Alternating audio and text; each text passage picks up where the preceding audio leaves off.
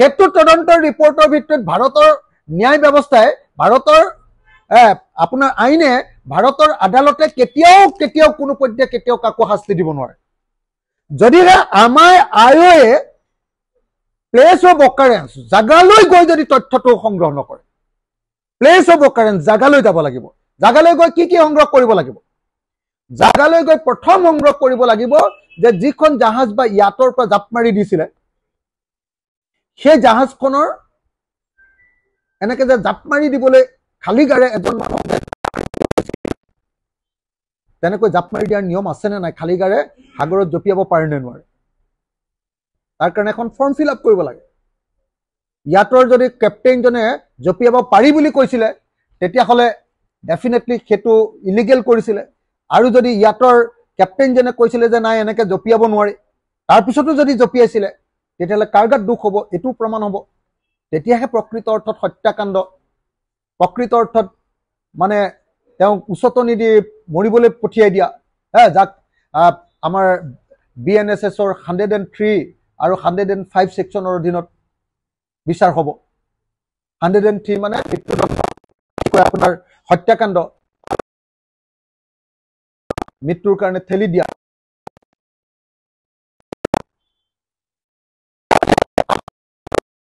অকল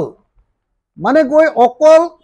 সেই মানুহজন যিজন মানুহ মানে এনেকে যে জাপ মাৰি দিলে সেই জাপ মাৰি দিয়া যিটো ঘটনা সেই ঘটনাটো লৈ অকল কথাটো ক'লে নহ'ব তাৰ এই কেপ্টেইনজনে আহি আমাৰ ইয়াত তেওঁ হেৰি দিবহি লাগিব ষ্টেটমেণ্ট আৰু 114 নম্বৰ আৰু 112 নম্বৰ সেকশনত BNSSৰ 112 আৰু 114 নম্বৰ সেকশনত ক্লিয়াৰলি লিখি থোৱা আছে যে আমি বিদেশত ঘটা ঘটনাৰ কাৰণে সেই বিদেশী মানুহক লৈ আহিব পাৰো ধৰি আমাৰ ইয়াত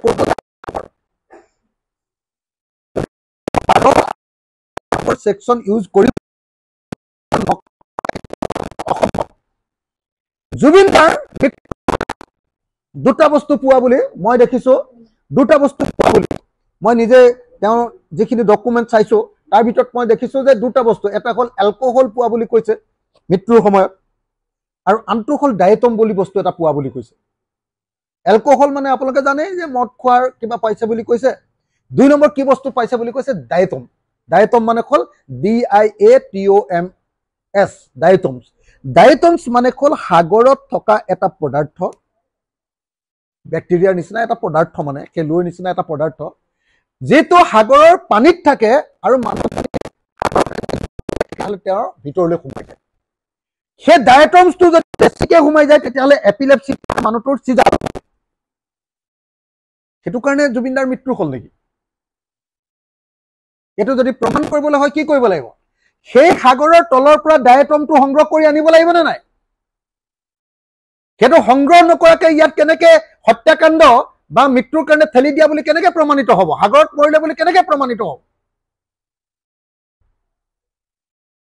সেইবিলাক একো কৰা নাই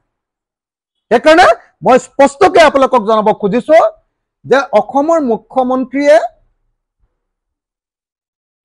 ইলেকশ্যনত তেওঁ ভোট কিটা পাবৰ কাৰণে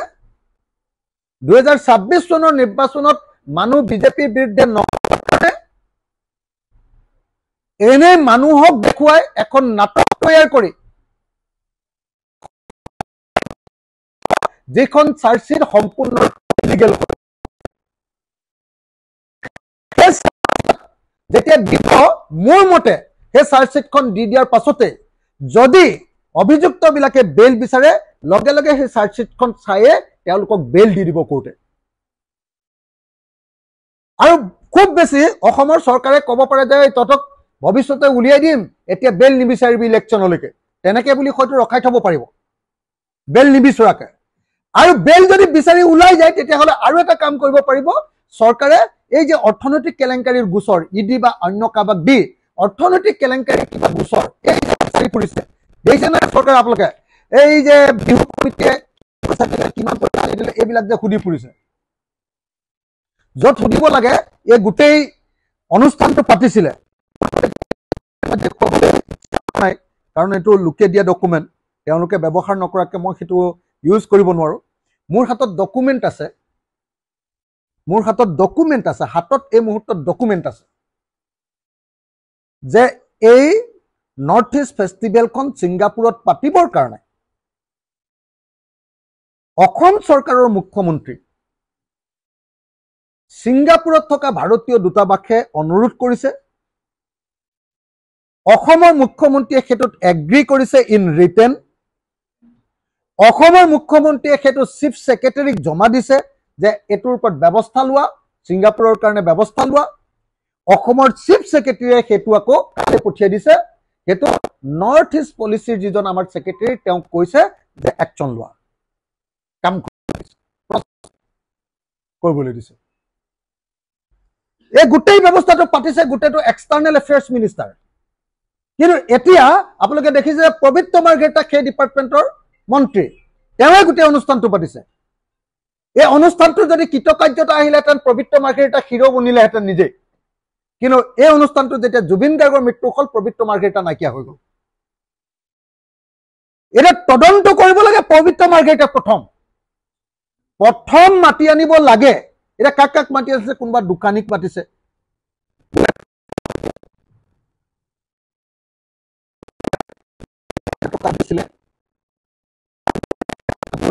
সেই পুৰি আকৌ বেলে হেৰিয়ে ঘূৰাই লৈ এইবিলাক দোকানীক মাতিছে, কোনোবা বিহু মাতিছে, বোলে তোমালোকে হাতেৰে দিছালে নে পইচাটো নে তোমালোকে একাউণ্টত দিছিলা। তাৰমানে কি, একাউণ্টত নিদিয়াকে কেছ পেমেণ্ট কৰিছিলে, 2 নম্বৰী পেমেণ্ট কৰিছিলে, অৰ্থনৈতিক কেছত ফচাব খুজিছে। তাৰ মৃত্যুৰ লগত হত্যাকাণ্ডৰ লগত কোনো সম্পৰ্ক নাই। কোনোবা ডেকা ল'ৰাক ধৰি নিছে,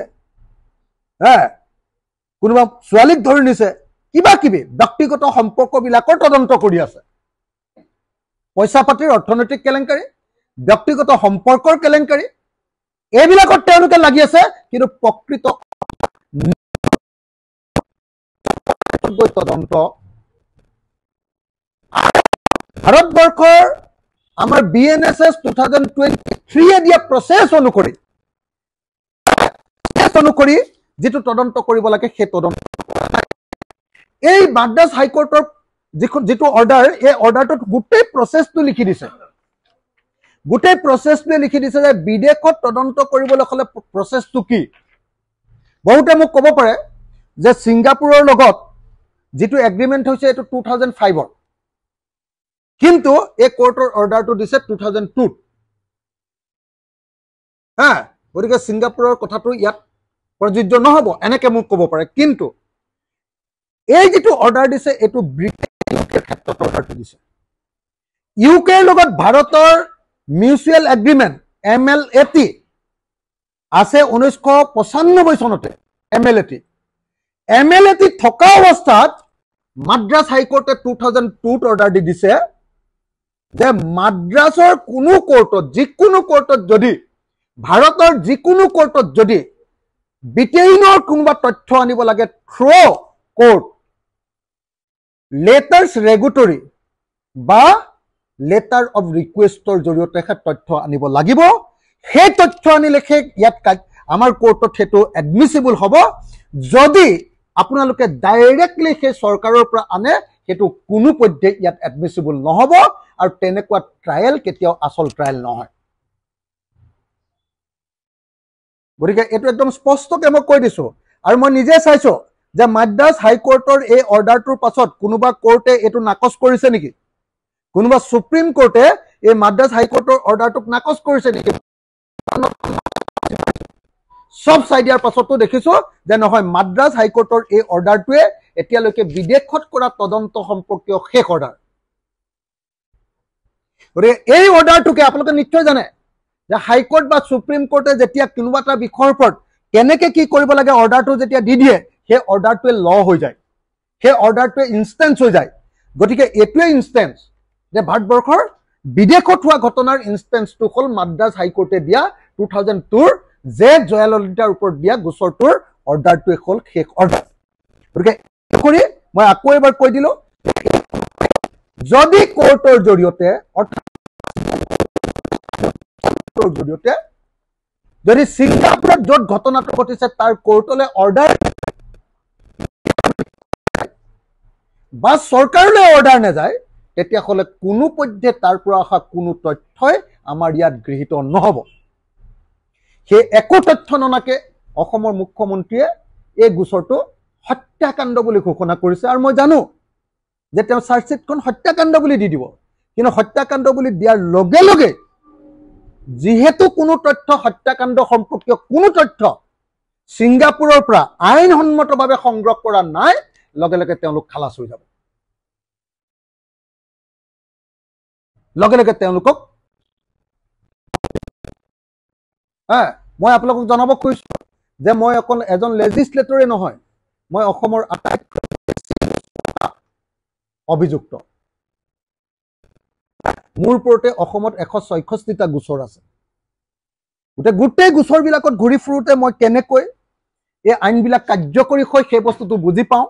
আৰু মই নিজে বিধায়ক হিচাপে আইন বনাওৱে মই নিজে আইন লিখো গতিকে আইন এখন কেনেকৈ ব্যৱহাৰ হয় মই জানো আৰু সেইকাৰণে মই কৈছো যে অসমৰ মুখ্যমন্ত্ৰী আমাৰ জুবিন গাৰ্গক আচলতে ন্যায় দিব খোজা নাই ন্যায়ৰ নামত এটা ভেকু ভাওনা কৰি আছে আৰু অসমৰ মুখ্যমন্ত্ৰী বা বিজেপি চৰকাৰে ন্যায় কেতিয়াও নিদিয়ে জুবিন গাৰ্গ আছে আৰু জুবিন গাৰ্গক ন্যায় দিয়াৰ নামত কেৱল নাটক এখন কৰি আছে সেইকাৰণে মই অসমৰ সকলো ৰাইজকে আইন অনুসৰি যাতে তদন্ত কৰে অসম চৰকাৰক বাধ্য কৰিবৰ কাৰণে মাত মাতিবৰ কাৰণে আহ্বান জনাইছো